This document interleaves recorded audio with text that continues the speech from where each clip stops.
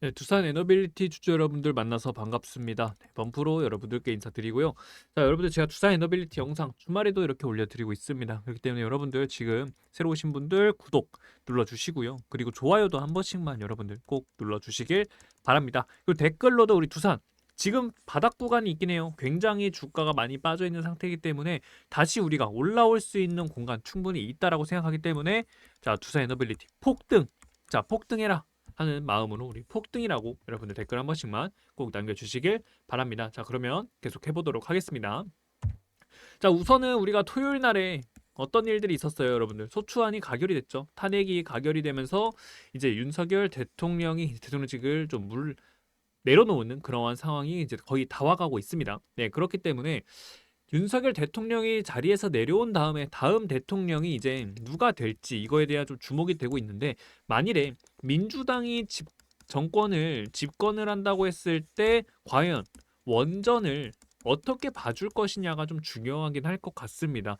아무래도 윤석열 대통령이 원전을 계속 밀어주고 있는 모습들 여러분들도 아실 거예요. 그러다 보니까 체코 우선협상 대상자도 따내고, 그리고 계속 원전과 관련된 뭐 신한울이라든지 이렇게 원전에 대한 가동, 그리고 원전 르네상스를 꿈꾸면서 원전에 대한 투자들 계속 정책으로도 해주고 있는 부분들이 있었는데, 이번에 물러나게 되면은 이제 다음 정권을 만약 민주당이 잡는다라고 했을 때 이 원전을 어떻게 바라봐 줄 것인가, 네, 이게 좀 굉장히 포인트가 될 것 같습니다. 그래서 지금은 현재 윤석열 대통령의 이제 정책 중에 하나였던 원전, 그 원전 지금 팔아야 되는가? 라고 하기에는 원전은 아무래도 미국에서도 계속 뭐를 하고 있어요, 여러분들. 빅테크 기업들이 AI로 인해서 데이터 센터를 짓고 전력을 감당하기 위해서 다들 친원전으로 돌아오고 있는 상태입니다. 네, 미국도 친원전으로 돌아오고 있고 일본도 마찬가지로 원자력 계속 하고 있는 그런 상황이고 계속 돌아오고 있거든요. 그러다 보니까 원전이라는 정책을 밀어주긴 했지만, 우리가 그렇다고 정권이 바뀐다고 하더라도 이 원전을 버려야 되는가? 그거에 대해서는 우리가 좀 생각을 해봐야 될 것 같습니다. 아무래도 전 세계적으로 친원전으로 좀 돌아오고 있는 그런 모습들이 보이고 있기 때문에 이 원전을 우리가 지금 당장 매도하자니 그건 좀 아쉽고, 네, 좀 지켜보는 그런 방향성으로 지금은 좀 대응을 가져가는 게 좀 맞지 않나 이렇게 생각을 해보도록 하고 있습니다. 네, 그렇기 때문에 소통방에 계신 분들께는 제가 그런 부분들에 대해서 말씀을 좀 드리고 있기 때문에 우리 계속 원전 앞으로 어떻게 계속 이동이 되는지, 이 섹터가 계속 살아 있을지 아니면은 다시 좀 주가가 하방으로 빠지면서 원전에 대한 관심이 좀 사라질지, 요거에 대한 부분들 계속 우리가 소통방을 통해서 대응을 가져가야 되는 부분이거든요. 어떠한 정보들이 계속 나오는가, 이거를 우리가 계속 봐야 됩니다. 뉴스 기사 이런 거 챙겨야 되고요. 그래서 그런 부분들 제가 소통방을 통해서 계속 챙겨 드릴 거고, 그 소통방에서는 우리가 두산 에너빌리티, 저는 어차피 원전이라는 이 섹터는 계속 진행이 될 거다라고 생각을 합니다. 아무래도 이제 미국에서도 계속 친원전으로 나오고 있다 보니까 이 원전 안 할 수가 없긴 하거든요. 그렇기 때문에 원전이란 산업은 우리가 계속 봐야 된다 생각해서 두산 에너빌리티 주주분들께 우리가 지금 매집하기 좋은 자리가 어딘지, 가격적으로 저렴한 가격은 어디인지도 여러분들께 말씀을 드리고 있기 때문에, 여러분들 자 같이 소통방을 통해서 대응하실 분들은 소통방 와주시면 되고요. 소통방이 부담스럽다 하시는 분들은 문자로서 네, 여러분들이 받아가시면 됩니다. 자, 여기 010-4966-7789로 두라고 저한테 문자 한 통 남겨주셔서 소통방 입장 링크를 받아가시면 되고요. 그리고 여러분들께서 들어오셔서 우리 원전과 관련된 앞으로 이슈들, 네, 이슈들이 어떻게 될 것인가 이거 같이 지켜보고 거기에 나온 소식들 빠르게 받아가시길 바라겠고, 그리고 우리가 매집에 대한 자리들도 여러분들 같이 보면서 네, 대응을 가져가 된다. 저는 원전을 어차피 전 세계적으로도 원전으로 돌아오고 있는 모습들 보여주고 있기 때문에 원전이라는 산업, 네, 다시 한 번 더 부활할 수 있다 이렇게 보고 있고 꾸준히 언급이 될 거다라고 보고 있기 때문에 그거에 맞춰서 대응 진행할 거니까요. 여러분들 대응 같이 받으실 분들 소통방 오시고요. 근데 나는 소통방이 부담스럽다, 네, 문자로서 대응을 받아가시면 되니까요. 두 문자라고 저한테 남겨주시길 바랍니다. 자, 그러면 계속 이어가 보도록 할게요. 일단은 뉴스 기사를 한번 잠깐 같이 보겠습니다.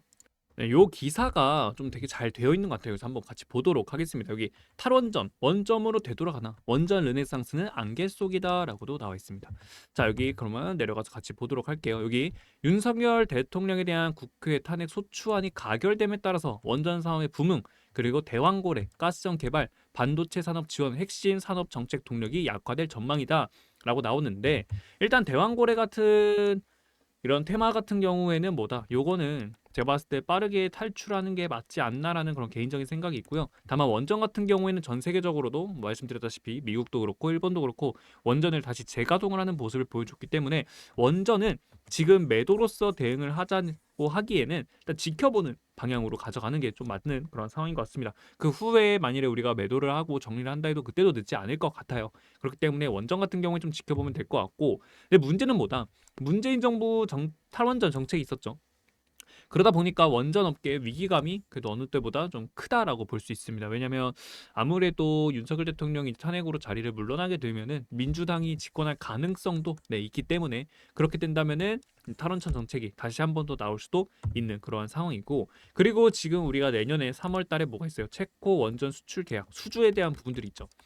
이 수주에 대한 부분들도 일단 우리가 기대를 해볼 수 있을 것 같긴 한데 지금 상황에서는 어떻게 될지는 이것도 좀 지켜봐야 되는 부분일 것 같습니다. 하지만 체코 같은 경우에는 아직까지 계약을 추진하는 방침에는 변함이 없다는 입장이기 때문에 요거에 대해서도 계속 좀 시간을 좀 보면서 어떻게 이제 또 바뀔지, 체코의 이제 입장이 또 바뀔 수도 있는 거니까 그것도 우리가 계속 뉴스를 보면서 봐야 될 것 같고요.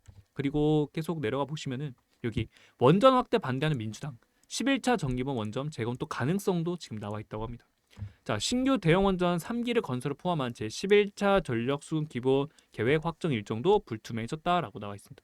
여기 보시면은 11차 정기본은 24년에서부터 38년도까지 15년간 적용되는 정부의 에너지 계획안이다라고 보는데, 원래는 올해 초에 확정될 계획이었지만 총선 그리고 5월에서야 실무화에 나누면서 전체적으로 미뤄지고 있는 부분들이 있는데, 자 여기 보시면은 뭐 반도체, 인공지능 등 첨단 산업 분야의 전력 수요를 충당하는 것이다라고 나와 있어요.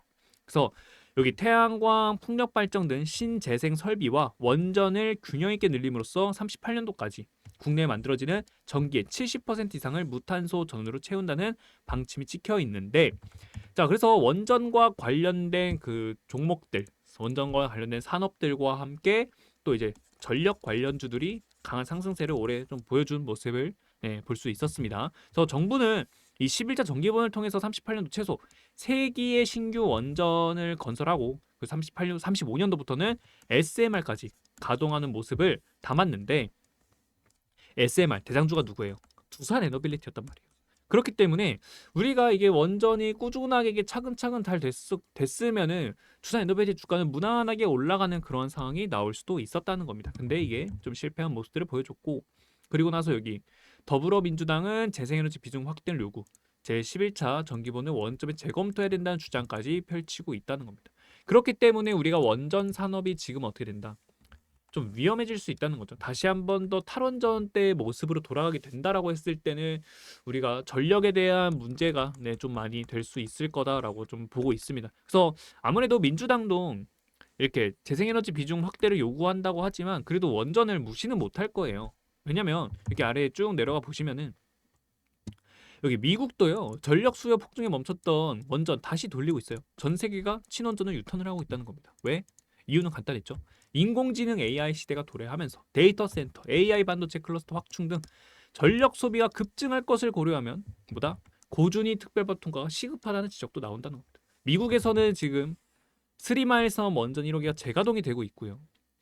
그리고 AI 데이터 센터 건립에 크게 증가하는 전력 수요 폭증으로써 보다 원전, 폐로됐던 원전의 재가동을 추진을 한다는 거예요. 그러다 보니까 이 마이크로소프트 데이터 센터 전력을 공급할 예정이라는 겁니다. 이 가동시킨 걸로. 거기다가 일본도 마찬가지로 친원전 정책으로 속도를 높이고 있다는 거죠. 아무래도 지금 전 세계적으로도 지금 다 그렇게 생각을 하고 있는 것 같아요. 전력이 신재생으로만 안 된다. 원전도 필요하다. 그러다 보니까 원전을 넘어오고 있고, 근데 원전도 여러분들 단점이 존재하잖아요. 그 단점이 존재하다 보니까 그 단점을 극복해낼 SMR 쪽으로도 지금 다들 연구하고 투자를 하고 있다는 겁니다.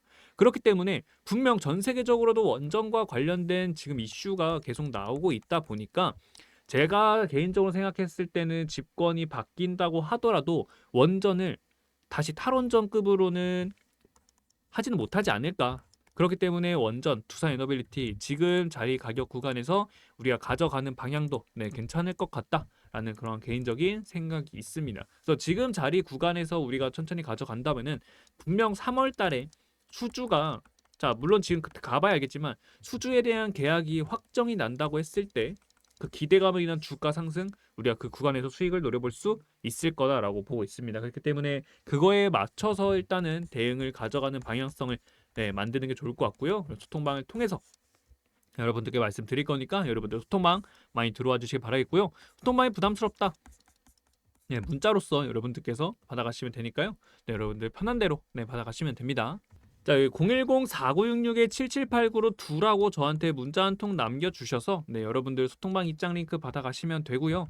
그리고 여러분들이 이 소통방 입장 링크에서 우리가 지금 현재 원전 산업이 어떻게 될 것인가에 대한 내용들도 계속 우리가 체크해야 되고요. 그리고 우리가 물타기 자리라든지 아니면 신규 매수 타점이라든지 이러한 부분들을 우리가 가져가야 되는 그러한 방향성이 있다, 존재한다라고 보고 있습니다. 그렇기 때문에 그걸 맞춰서 대응 나갈 거고요. 그래서 여러분들도 그 대응들 같이 받으실 분들께서는 소통방 들어오시면 되는데 좀 부담스럽다 하시는 분들은 문자로서 여러분들 같이 대응 받아가시면 되니까요. 여러분들 꼭 같이 함께 해서 우리 두산 에너빌리티 지금 원전에 대한 산업들이 어떻게 이동이 될 것인가, 원전에 대한 자금들이 다시 들어올 수 있을 것인가에 대한 부분들을 체크를 해봐야 될 것 같습니다. 그래서 같이 함께 할 거고요. 함께 하실 분들 소통방 많이 들어오시기 바라겠습니다. 오늘 영상은 여기서 마치도록 하겠고요. 여러분들 일단 즐거운 저녁 보내시길 바라겠고 우리가 소통방을 통해서 그리고 월요일 날에 같이 한번 뵀으면 좋겠습니다. 즐거운 저녁 보내시길 바랍니다. 감사합니다.